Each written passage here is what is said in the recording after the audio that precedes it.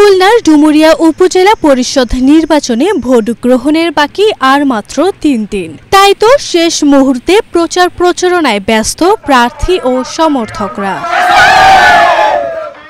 সকাল থেকে সন্ধ্যা উঠান বৈঠক, পথসভা, গণসংযোগ আর লিফটেন বিতরণ করে ভোট চাইছেন প্রার্থীরা। এলাকার উন্নয়নে দিচ্ছেন নানা প্রতিশ্রুতি। ভোটের মাঠে প্রচারণায় এগিয়ে ঘোড়া প্রতীকের চেয়ারম্যান প্রার্থী গাজী এজাজ আহমেদ ও মোটরসাইকেল প্রতীকের আজগর বিশ্বাস।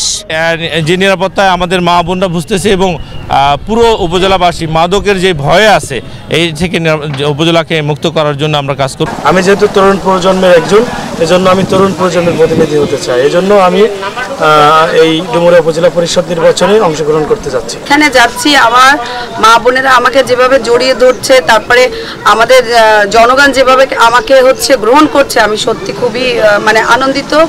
যে ভালোবাসা, এই যে মানুষের সাড়া, সেই মানুষের সাড়ার কারণে আমি নিজে মনে করি যে আবারও নিশ্চিত আমি উপর আল্লাহর পরে ভরসা রেখে বলতে পারি যে নিশ্চিত আমার বিজয় হবে। ভোটাররা বলছেন সৎ যোগ্য প্রার্থীকেই বিজয়ী করবেন তারা।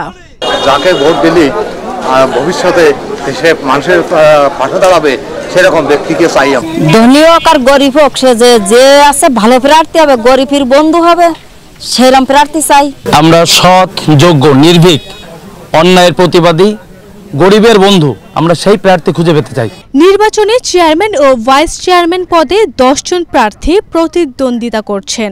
এর মধ্যে উপজেলা চেয়ারম্যান পদে 3 জন, ভাইস চেয়ারম্যান পদে 4 জন এবং সংরক্ষিত ভাইস চেয়ারম্যান পদে 3 জন নারী প্রতিদ্বন্দ্বিতা করছেন।